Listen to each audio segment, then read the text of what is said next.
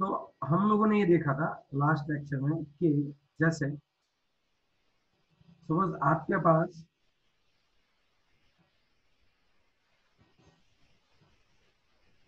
यहाँ पे रुथरफोर्ड ने क्या बोला था, चित्रा तो बता पाएगी क्या हुआ था एग्जैक्टली? मतलब रुथरफोर्ड ने ऐसा, हाँ, रुथरफोर्ड ने क्या बताया? मतलब वो उसका मॉडल बताना है। हाँ मॉडल, पहले मॉडल बताएंगे फिर उसका ड्रॉबैक बताएंगे। हाँ, तो मॉडल में ऐसा उसने बोला था कि जो पॉजिटिव चार्ज होते हैं ना, वो और मास। उनका जो मास, मतलब बहुत ही एक्सट्रीम कंसंट्रेशन, मतलब बहुत ही स्मॉल कंसंट्रेशन में है ना, एक जगह पर इकट्ठे होते हैं, उसे न्यूक्लियस बोला था। और दूसरा पॉइंट ऐसा बोला था कि जो न्यूक्लियस होते हैं ना, उसके आजू बाजू इलेक्ट्रॉन्स होते हैं जो हाँ नेगेटिवली चार्ज पार्टिकल्स कंडक्ट करते हैं, और वो है ना एक सर्कुलर पाथ में घूमते हैं जिसको ऑर्बिट बोलते हैं। और थर्ड में ऐसा बोला था कि इलेक्ट्रॉन और जो न्यूक्लियस है ना, वो दोनों एक दूसरे से अट्रैक्शन है, क्योंकि दोनों के अंदर yes, electric sorry electrostatic force है, इलेक्ट्रोस्टैटिक जैसे फोर्स। होता है अर्थ और सन के बीच हाँ में। यस। तो अब आप थोड़ा सा सोचो, अगर इलेक्ट्रॉन यहाँ से यहाँ घूम रहा है तब क्या होता होगा, आप थोड़ा सा सोच के बताओ। अगर इलेक्ट्रॉन यहाँ से घूम रहा है तब क्या होता होगा, आप थोड़ा सा सोच के बताओ। इसमें इन लोग इसकी एनर्जी रिलीज होती होगी। मैक्सवेल ने बोला कि जब भी कोई पार्टिकल चार्ज असलेटिंग फोर्स होता है, ओके, तब वहां से दो टाइप्स के रेज निकलते हैं। कौन कौन से रेज निकलते हैं? एक जो होता है वो इलेक्ट्रिक फील्ड और मैग्नेटिक फील्ड दोनों परपेंडिकुलर निकलते हैं ऐसे। और मम्मी। दूसरा मैग्नेटिक फील्ड जो होता है वो इस तरह से होता है। तो मीन्स अगर आप लोग बात कर रहे हो, देखिए यहाँ से गलत हो गया, अगर आप बात कर रहे हो तो यहाँ पे इलेक्ट्रिक फील्ड और मैग्नेटिक फील्ड निकलेगा। तो मैंने बोला ना, जैसे भी कोई चार्ज पार्टिकल, ये किसने पढ़ा था? मैक्सवेल ने। कि जैसे कोई चार्ज पार्टिकल जब घूमता है तो थोड़ा का बोला, यार तू ऐसा बोला है कि सन के आसपास अर्थ घूम रही है उसी तरह घूमता है, लेकिन अर्थ के ऊपर कोई चार्ज नहीं होता है, जबकि ये चार्ज पार्टिकल इलेक्ट्रॉन, और ये हर बार अपनी डायरेक्शन बदलता है, तो उसकी जो मोशन है वो एक्सेलरेटिंग मोशन है। तो उसकी वजह से कौन से फील्ड क्रिएट होते हैं? इलेक्ट्रिक फील्ड क्रिएट होते हैं। और दूसरे कौन से होते हैं बताओ? इलेक्ट्रिक फील्ड होते हैं, और दूसरा कौन सा होता है? Magnetic magnetic. फील्ड। तो वो इलेक्ट्रोमैग्नेटिक रेडिएशन बोलते हैं। और उसी की वजह से क्या होता है, एनर्जी के साथ वो वहां से रिलीज होते हैं। तो जैसे जैसे वो रिलीज सर होते जाएंगे उनका सर वो एक, हाँ, ग्रीन कलर की लाइन मैग्नेटिक फील्ड बताई है ना आपने। कोई भी हो सकती है। दोनों एक दूसरे के परपेंडिकुलर, एक इलेक्ट्रिक फील्ड है तो दूसरी मैग्नेटिक फील्ड है, ऐसा जरूरी नहीं है ईश्वरी हो या ये, दोनों एक दूसरे से ओके। परपेंडिकुलर। अब ओके बात सर। यह है कि अगर वो एनर्जी रिलीज करेगा तो इसकी एनर्जी धीरे धीरे क्या होती जाएगी, कम। और ये रिलीज हो रही एनर्जी कहाँ से लेता होगा? पथ से लेता होगा। तो 10⁻⁸ सेकंड में ही मैक्सवेल ने बताया कि 10⁻⁸ सेकंड में ही ये जो इलेक्ट्रॉन है वो प्रोटॉन के अंदर क्या हो जाएगा, कंबाइन हो जाएगा। समझा बात? यस और नो? यस और नो? Yes sir. चलो, अब बताओ आप लोग क्या चीज हो रही है वो, मैं आपको अच्छे से बताऊं तो।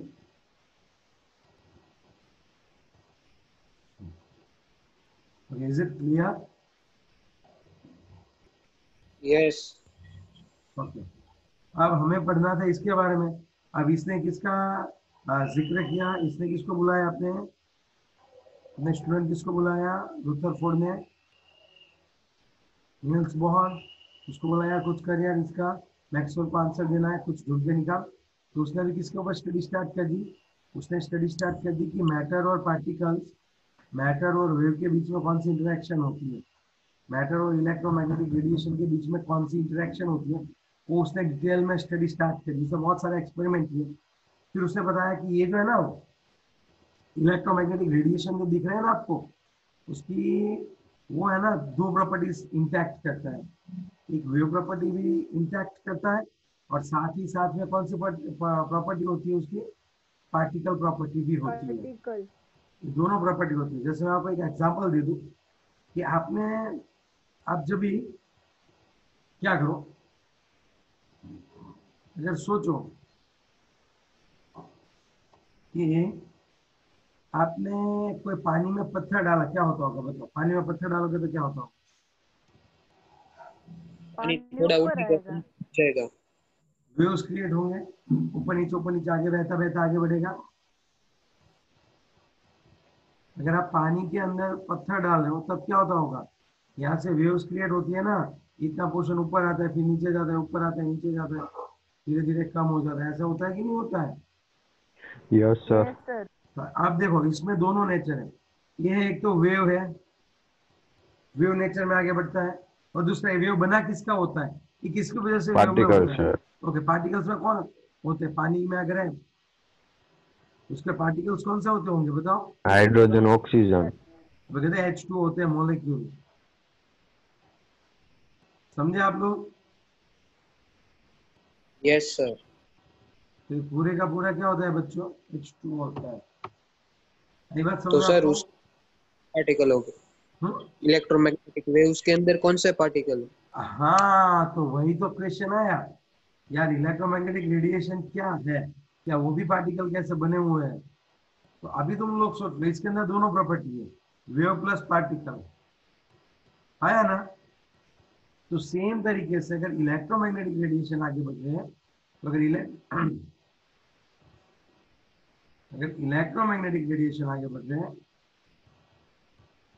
तो इसके अंदर भी क्या होता होगा? आप थोड़ा सोच के बताओ। पार्टिकल्स होते होंगे। Yes.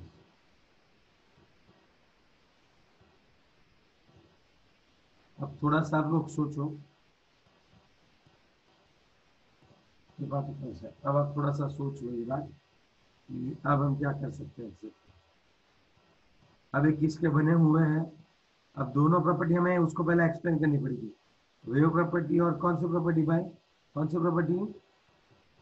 पार्टिकल। अब पार्टिकल। वो हमें क्या करनी है? प्रूव करनी है। तो वेव प्रॉपर्टी प्रूव करने के लिए कौन है पता है? दो साइंटिस्ट थे उस टाइम के, जो उन्होंने प्रूव किया था। क्या यूजीन्स करके, हाइजीन्स बोलती है उसको, HY, पता नहीं क्या नाम था, यूजीन्स। यूजीन्स पेंस के आगे अपना यूजीन्स। तो इन दोनों ने ये बताया कि अपना ये जो इलेक्ट्रोमैग्नेटिक रेडिएशन है वो वेव प्रॉपर्टी है। और जो अपने साइंटिस्ट थे जैसे मैक्स प्लांक, फिर आइंस्टाइन, ओके, फिर ये था ब्लैक बॉडी रेडिएशन, ये सभी जो है उससे हमें पता चला कि पार्टिकल बिहेवियर एग्जिस्ट करता है। तो हम डिटेल में पढ़ने वाले, so don't worry about it. चलो अब मैंने तो आपके लिए क्या रखा है, पूरा पूरा क्या रखा भाई? इंट्रोडक्शन पोर्शन रखा कि अब हम ये देखने वाले हैं इलेक्ट्रोमैग्नेटिक रेडिएशन में है क्या। आई बात समझ में? और उसके लिए नील्स बोर ने दो चीज पढ़ी थी, ये वेव पार्टिकल नेचर तो देखा था, उसके साथ हाइड्रोजन का स्पेक्ट्रा भी दिखा था कि हाइड्रोजन को ये लोग जब क्या करते थे, हाई वोल्टेज देते थे, कई सारे यहाँ पे स्पेक्ट्रा क्रिएट होता था, कई सारे लाइंस दिख रही थी। उस लाइंस में क्या है, जैसे ये इलेक्ट्रोमैग्नेटिक रेडिएशन ही था, ये भी हम देखने वाले हैं। ओके, चलो सर देखते हैं। तो सबसे पहला, right, wave characteristics of electromagnetic radiation. तो सबसे पहले अगर मैं बात करूँ तो इन 1807 अपना ये जो है जेम्स क्लर्क मैक्सवेल, उन्होंने एक्सप्लेनेशन दिया था इलेक्ट्रोमैग्नेटिक रेडिएशन का। सबसे पहले किसने दिया था? 1870 में। किसने दिया था? James Maxwell. क्लर्क, हाँ,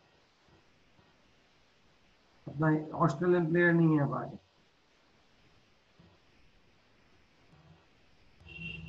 चलो ओके, अब उसने अच्छे से क्या स्टडी की थी?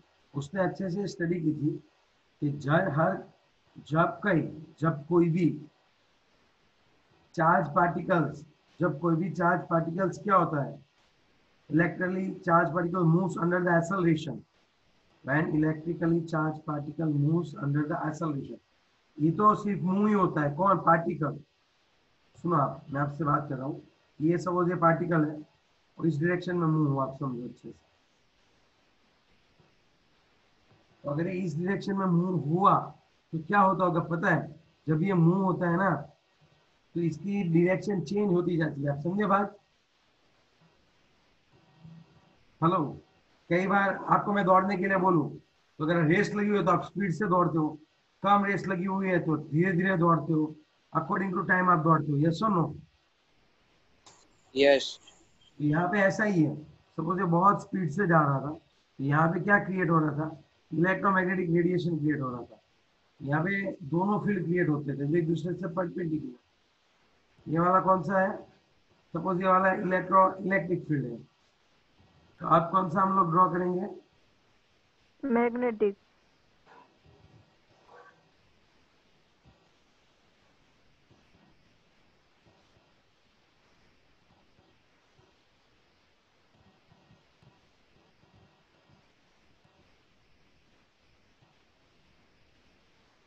समझ में नहीं आ रही बात? यहाँ से ऐसे करना होता है।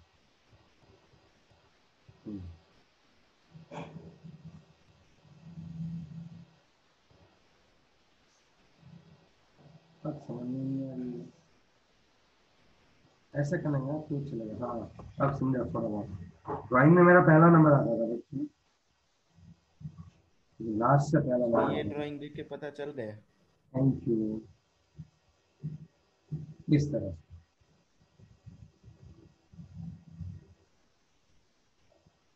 मैं जो है ना अच्छी तरह से बताना चाहता हूँ आपको कैसा था।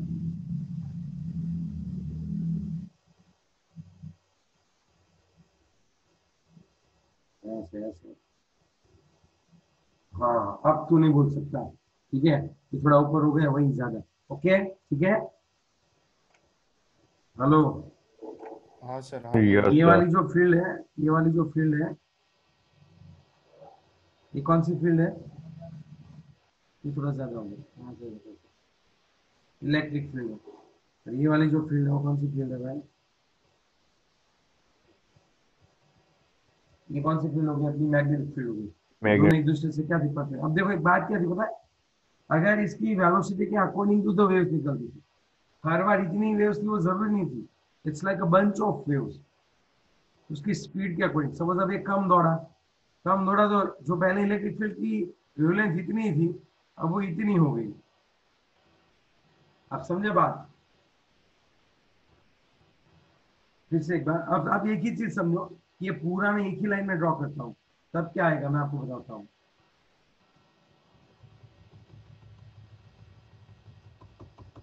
एक सेकंड रुक जाओ। अब ये दोनों हर हमेशा एक दूसरे के परपेंडिकुलर ही होते हैं। जैसे चार्ज खड़ा है तब तो उसके बाद सिर्फ और सिर्फ कौन सा फील्ड होता है? इलेक्ट्रिक फील्ड होता है। लेकिन जब क्या होगा, समझो, अगर ये चार्ज है तो ये जो क्रिएट करेगा वो पूरा बंच क्रिएट करेगा। ऐसा भी होता होगा वहां पे। फिर अगर स्पीड कम है तो कुछ इस तरह से भी होता होगा, फिर कुछ इस तरह से भी होता होगा, तो फिर ये इस तरह से भी होता होगा। तो आप समझ रहे हो बात में क्या बोलना चाह रहा हूँ? कि सभी के लिए इलेक्ट्रिक फील्ड मैग्नेटिक फील्ड एक दूसरे के परपेंडिकुलर होते हैं। आई बात समझ में? And it's like a bunch of wavelengths. ये पूरे वेव्स का पूरा बंच है, it's not one single wave. अब आ रही है बात समझ में? इलेक्ट्रोमैग्नेटिक रेडिएशन कैसे जनरेट होता है वो किसने बताया? मैक्सवेल ने बताया कि इलेक्ट्रोमैग्नेटिक वेव्स और इलेक्ट्रोमैग्नेटिक रेडिएशन बोलते हैं कि जब भी कोई accelerated particle, charge particles move करता है, तब वो अपने आसपास इलेक्ट्रिक फील्ड और मैग्नेटिक फील्ड एक दूसरे से परपेंडिकुलर आगे बढ़ते हैं, तो उसको इलेक्ट्रोमैग्नेटिक रेडिएशन कहते हैं। Light is the form of electromagnetic radiation. क्या बोल रही है? लाइट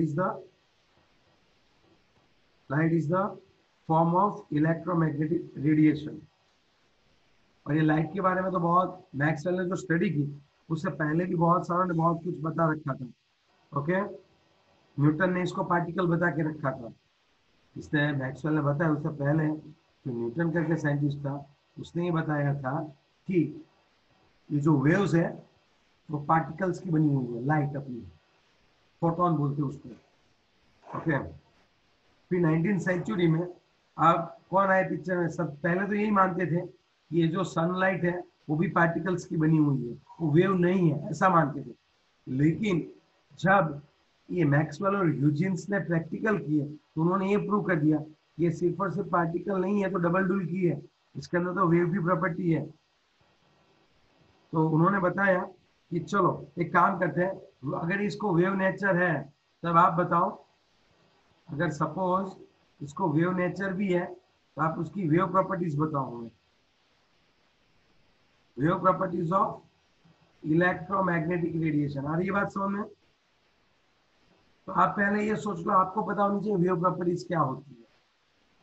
आप जब पानी के अंदर पत्थर डालते हो तो वेव्स क्रिएट होते हैं, यस और नो? यस। तो आपको थोड़ा बहुत इसका नॉलेज होना चाहिए कि वो किस तरह से आगे बढ़ सकते हैं। ओके, जैसे मैं आपको भी समझाऊंगा। सर हाई लेवल से लो लेवल, क्या हुआ? बट हाँ वो वेव्स हाई लेवल से स्लो लेवल पे जाती है। हाँ, और वो दूसरा ऑसिलेट भी तो करती है, यस और नो? अब देखो, क्या कर? Oscillating oscillating oscillating means high level से लो लेवल बोला ना, उसको हम लोग ऑसिलेटिंग नहीं बोल सकते। यस बोल सकते। तो oscillating electromagnetic radiation, oscillating electric and magnetic fields produced, oscillating electric and magnetic fields produced by oscillating charge particles and are perpendicular to the each other, and both are perpendicular to the direction of propagation of the waves. Waves suppose इस direction में आगे बढ़ रहे हैं, तो यहाँ पे electric field और मैग्नेटिक फील्ड जनरेट होगा।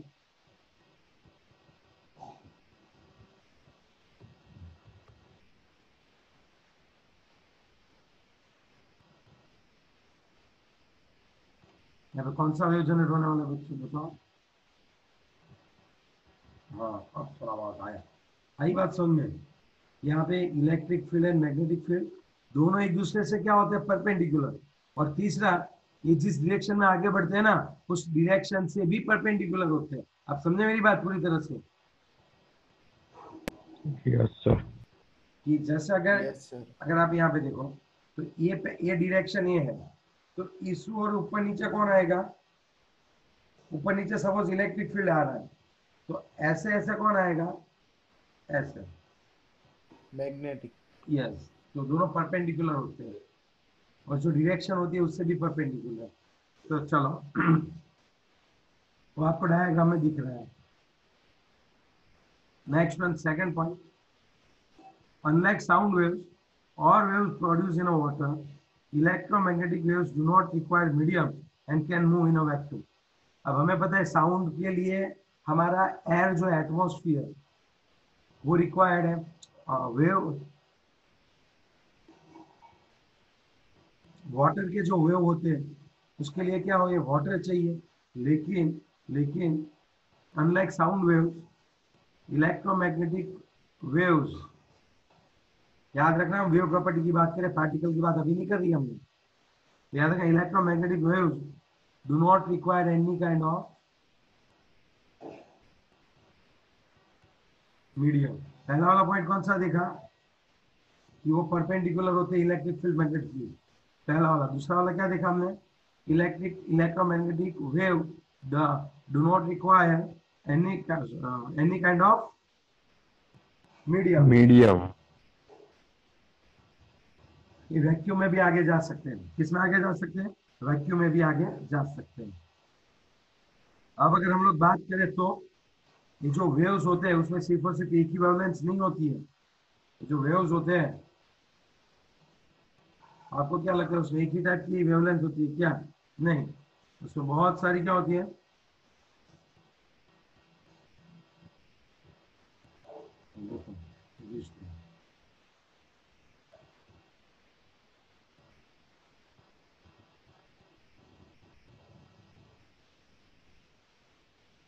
Like bunch of wavelength. आ रही है बात समझ में? ऐसा पूरा आगे बढ़ता है। Yes sir. लेकिन हम ऐसे नहीं ड्रॉ कर सकते, हम ये तो सेम ही रखेंगे। जैसे ऐसा होता है ना, सपोज ये है, यार क्यों, मतलब दिक्कत है क्या? हाँ ऐसे। तो जो दूसरा है तो हम ऐसे ही ड्रॉ करना होता है, लेकिन उसकी जो वेवलेंथ है इलेक्ट्रिक फील्ड मैग्नेटिक फील्ड नहीं ड्रॉ कर रहा हूं मैं, वेव्स के अंदर भी सब वेव्स होते, means electromagnetic radiation is not a single wave, it's a bunch of wave. और वो वेव्स जो होते हैं ना उसके अंदर भी, उनकी भी वेवलेंथ कैसी होती है, वेरी करती है। कई सारी शॉर्ट अलग वेवलेंथ की अलग होती है। अरे ये बात समझ में आपको? ऐसे यस यस सर। सर। तो कई सारी जो होती है वो शॉर्ट वेवलेंथ की होती है, कई सारी लॉन्ग वेवलेंथ की होती है। हाँ, उनकी जैसे ये सब सेम है। तो हम लोग इसको सेपरेट करते हैं। मुझे हर एक सेपरेट चाहिए, समझे आप? कि इसमें कितनी आ रही है यार, मर जाएंगे, बहुत सारी वेव्स होती है। लेकिन हम लोग रेंज में बताएंगे कि कई सारी जो होती है ना उनके बीच का जो गैप होता है बहुत कम होता है, फिर कई सारी ऐसी होती है जिनके बीच का गैप थोड़ा बढ़ता है, वेवलेंथ बढ़ती जाती है। लेंथ मीन्स एक वेव की साइज, एक वेव किसको बोलते हो मैं आपको बता दूं। तो ऐसे ऐसे बढ़ाते जाते हैं। आ रही है बात समझ में आपको? Yes sir. तो हमें पूरा स्पेक्ट्रा, जब आप उसको ब्रेक डाउन करोगे तो आपको पता चलेगा कि यार ये तो बहुत वाइड है, बहुत सारी वेव्स है इसमें। ओके, कैसे याद रखेंगे सर? तो मैं आपको दिखाता हूँ। ओके,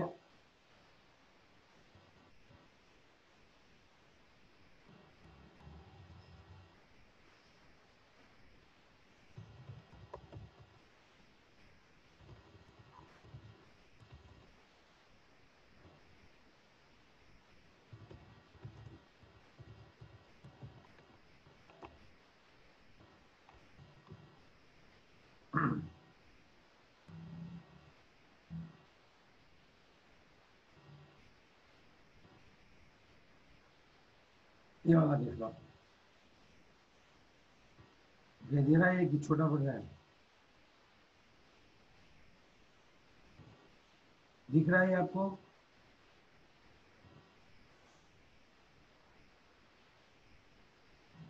कहाँ है वही? ओ भाई साहब, अगर पैसे वैसे होते तो यहाँ क्या आप लिखते यार, सीधा आप कर लो ऐसे। ये देखो, ये पूरा यहाँ पे मस्त समझाया आपको। ये तो नहीं बड़ा हो रहा है यार, रुक जाओ, कुछ करके इसका भी। ये थोड़ा दिख रहा है, दिख रहा है सर। और दिखेगा सर भी। हाँ, डबल क्लिक करके विजिट साइड पे चले जाओ तो बड़ी हो जाएगी। वो तो पता है, लेकिन मैं अगर क्या करूंगा, स्क्रीन शॉट थोड़ा छोटा कर दी तब भी दिखेगी। आप देख, आप बता, दिख रहा है?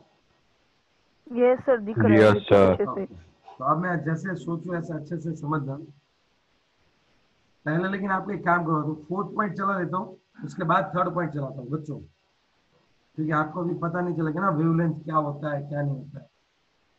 ठीक है, आगे पढ़ रखा है तो मैं यहाँ पे समझा दूँ, अदरवाइज पहले मैं वो समझो। आपको पता है फ्रीक्वेंसी क्या होती है? कुछ पढ़ा रहा है ऐसा फ्रीक्वेंसी का कुछ होगा होगा? हम्म? पढ़ा है ना, पर याद नहीं। पर यार मैं आपको एक बात बोल रहा हूँ, वेवलेंथ किसको बोलते हैं? वेवलेंथ, देखो, अब मैं ये सबको सेपरेट करो, आप समझे ना? आप में वहां पे जो इसकी थोड़ी दिखाई, आपको जो यहाँ पे दिखाई दे रहा है ना, ये पिक्स आपको दिखाई दे रही है ना, उसमें आप देखो, ये तो पहले बड़ी वेवलेंथ, फिर छोटी वेवलेंथ, ये एक ही वेव्स नहीं है। इन्होंने क्या कर रखा है, सिर्फ आपको दिखाने के लिए कि यहाँ पे जो वेव है, इस रीजन में जो वेव है उसकी वेवलेंथ इतनी है, इस रीजन में उसकी वेवलेंथ इतनी है। आप समझे? यस जैसे सर। जैसे मैं इसको कंबाइन करता, मैंने बताया हमने इसको सेपरेट किया, ये जस्ट दिखाने के लिए मैं क्या कर देता हूँ, सपोज जस्ट दिखाने के लिए मैं अगर इन सब ऐसे ज्वाइंट कर दूं तो आपको क्या लगेगा कि ये वेव बड़ी बड़ी होती जा रही है ना? Yes sir. लेकिन हमने क्या कर रखा है, इनमें से उनको निकाल के हम सिखाना चाहते हैं कि इसमें ये सभी वेवलेंथ होती है। अब वेवलेंथ क्या है मैं आपको बताता हूँ, डिस्टेंस बिटवीन टू क्रेस्ट।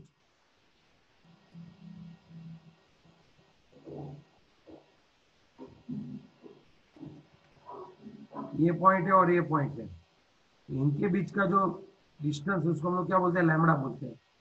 आई बात समझ में? ये फोर्थ पॉइंट है। यस। ओके, वेवलेंथ क्या है? Wavelength So I can say it's like a length between two crests is known as a wavelength. उसका यूनिट क्या होता है? यूनिट लेंथ का यूनिट रहता होगा. यस और नो? एक सेकंड में. अगर तो यहाँ पे अगर मैं बात करूँ तो इलेक्ट्रोमैग्नेटिक रेडिएशन की वेवलेंथ को यूनिट में आती है. दूसरी बात, what do you mean by frequency? Frequency मतलब म्यू बोलते हैं उसको. फ्रीक्वेंसी वो क्या होता है? Number of waves passes through a point in 1 second. बात ये होती है कि आप ये पॉइंट रखो, चलो ये पॉइंट रख लो, ये पॉइंट ये. आप घड़ी सेट करो ऐसे, घड़ी में देख लो ये है कितना टाइम हो रहा है. यस, ओए तेरी 1 सेकंड हो गई यार, 15 वेव्स चले गए. इसकी फ्रीक्वेंसी हो गई 15 सेकंड इनवर्स. पर सेकंड में 15 वेव्स ट्रांसफर हो रहे हैं. आई बात समझ में आपको? Hello, what do you mean by frequency? What do you mean by frequency? 1 second में कितनी वेव्स पास होती होगी? What do you mean by lambda? Wavelength. Length between two crest. Sir उसकी यूनिट क्या बोली आपने लैम्बडा की? मीटर. अब देखो, अगर वो छोटी है तो नैनोमीटर, माइक्रोमीटर, एंगस्ट्रॉम सब में यूज कर सकते हो. ओके, चलो तो सबसे पहले हमने कौन सा देखा? नहीं है ना, पर डिस्टेंस में आएगा. ऐसा यूनिट मीटर है, या फिर आप माइक्रोमीटर ले लो, नैनोमीटर ले लो और एंगस्ट्रॉम. मोस्टली एंगस्ट्रॉम और नैनोमीटर में होती है. मैं ऐसा बता दूं आपको, lambda is equal to 4000 angstrom to 8000 angstrom होती है. किसकी? हमारी जो विजिबल लाइट है, आप जो देख सकते हो ना वेव्स. आप अगर यहाँ पे सभी वेव्स नहीं देख सकते बच्चों, अगर ये सभी वेव्स है, अब यहाँ पे इन सभी वेव्स को नहीं देख सकते. आप पर्टिकुलर एक पोर्शन ही देख रहे हो जिसको उन्होंने विजिबल लाइट दे दिया यहाँ तक. इसमें अगर आप लोग देखें तो लैम्बडा कहाँ तक आता था? 4000 से 8000 तक. ओके, चलो mu is equal to C by lambda, याद रखना है बात. और second inverse is equal to hertz. 1 second inverse मतलब 1 hertz, 1 hertz. 1 second inverse is equal to 1 hertz. Okay. Sir ये ऊपर C का मीनिंग क्या है? C is the like a velocity of light. Okay. चलो next. तो C जो है, it's a velocity of light in a vacuum. The value is 3 into 10 raised to 8 metre पर सेकेंड. ठीक है बच्चों? म्यू सेकेंड इनवर्स यानी hertz. Lambda is the wavelength. Is it clear? Yes sir. Okay, एक चीज और आती है, wave number. 1 by lambda is known as a wave number. 1 by lambda is known as a wave number. और actually इसका मतलब क्या होता है पता हो? मैं आपको बताऊं? पक्का बताओ? पक्का बताओ. इसका यूनिट है ना मीटर इनवर्स होता है. इसका मतलब ये, आप एक काम करो, वेव नंबर का मतलब ये होता है, देखो इसकी डेफिनेशन ऐसे कोई कहीं दी नहीं हुई और हमें याद रट्टा मारने की जरूरत भी नहीं है. आप 1 मीटर का डिस्टेंस लो. कितना डिस्टेंस लेना है हमें? कितना डिस्टेंस लेना है? 1 मीटर का. 1 मीटर. उसके अंदर कितने वेव्स है वो काउंट कर लो. That one is a wave number. वो ढूंढे कैसे सर? तो आपको तो पता ही होगा. अब आपको तो पता ही लैम्बडा कितनी है, वेवलेंथ है ना? हेलो. हाँ सर. हाँ सर बोलो. Wave number is equal to 1 by lambda होता है. Wave number is equal to क्या आएगा? 1 बाय लैम्बडा. तो टोटल हम कितनी चीज देखे लास्ट पॉइंट में? हमने इतनी चीज देखी. लैम्बडा, फ्रीक्वेंसी, सी, म्यू बार. हाँ बोलो अभी बच्चे. ये जो लिखा म्याओ के ऊपर बार, तो वो तो फ्रीक्वेंसी नहीं हो जाएगी? फ्रीक्वेंसी का कुछ ये रहा ना फ्रीक्वेंसी. ये उसके ऊपर बार लगे तो वेव नंबर हो जाता है. ये सभी एक दूसरे से कोरिलेटिव तो है. कहना तो एक ही चीज चाहता है लेकिन डिफरेंट डिफरेंट। जैसे हमने कैसा बोला था कि भाई हम लोगों, अगर तुझे तेरी कैरेक्टरिस्टिक्स मुझे दिखानी है तो तेरी हाइट वेट सब कुछ काउंट करना पड़ेगा ना। सिर्फ हाइट बता दूंगा तो तुझे अज्यूम कर लेंगे हम लोग। नो, हाइट दिखानी पड़ती है, वेट दिखाना पड़ता है, ओके, डायमीटर दिखाना पड़ता है। तो ये सभी चीजें जो होती है कोई भी पर्टिकुलर सब्सटेंस को हम लोग मेजर करेंगे। तो यहाँ पे ऐसा ही है ना कि जैसे हमारे पास कौन है बच्चों,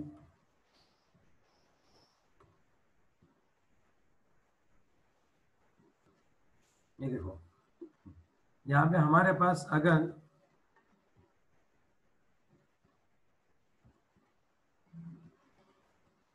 पूरी वेवलेंथ है अच्छी सी, ठीक है, तो आप पहले लैम्बडा क्या होता है, ये इतना डिस्टेंस, उसको हम लोग अच्छे से लैम्बडा तो बोल ही रहे हैं, ठीक है। फिर ये क्या होती है, फ्रीक्वेंसी। फ्रीक्वेंसी जितनी ज्यादा उतनी एनर्जी ज्यादा होगी। क्यों? फ्रीक्वेंसी मतलब 1 सेकंड में पर सेकंड इतने नंबर ऑफ वेव्स चले जा रहे हैं। आगे बात समझ में? तो फ्रीक्वेंसी और लैम्बडा के बीच में क्या रिलेशन है बताओ? फ्रीक्वेंसी और लैम्बडा के बीच में क्या रिलेशन है वो बता दो। फॉरम इस बार भी तू अनम्यूट हो गई बहन। चलो मुझे बताओ इन दोनों के बीच में रिलेशन क्या है? Mu is equal to C by lambda. अब ये क्या है? Wave number. तो पर मीटर में कितने नंबर ऑफ वेव्स है वो, उसको हम लोग कैसे निकालते हैं वेव नंबर को बताओ? 1 बाय लैम्बडा। और हर बार 1 बाय लैम्बडा। हाँ, वह हर बार इसका जो यूनिट है वेव नंबर का वो मीटर इनवर्स रखना। आप ट्राई करना वो मीटर इनवर्स में ही हो। फ्रीक्वेंसी है वो सेकंड इनवर्स में होता है, या फिर उसको हर्ट्ज भी बोलते हैं, दोनों सेम है। समझे बात? सी का यूनिट होता है मीटर पर सेकंड में, और ये जो लैम्बडा है वो मोस्टली मीटर में होता है, लेकिन हमें इसको बताना है नैनोमीटर, एंगस्ट्रॉम और माइक्रोमीटर। इन तीनों में भी हम बता सकते हैं, तो उससे थोड़ा इजी रहता है। ओके, आगे बढ़ू? Yes yes sir. एक चीज याद रखना, एक चीज याद रखना कि यहाँ पे जो है ये वेव नेचर है और इसी के सभी पैरामीटर्स है। अभी लैम्बडा की बात करूं और फ्रीक्वेंसी की बात करूं, चलो तो लैम्बडा और फ्रीक्वेंसी तो कोरिलेटेड है।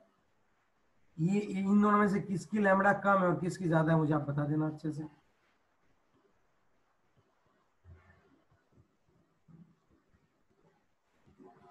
किसकी लैम्बडा कम है?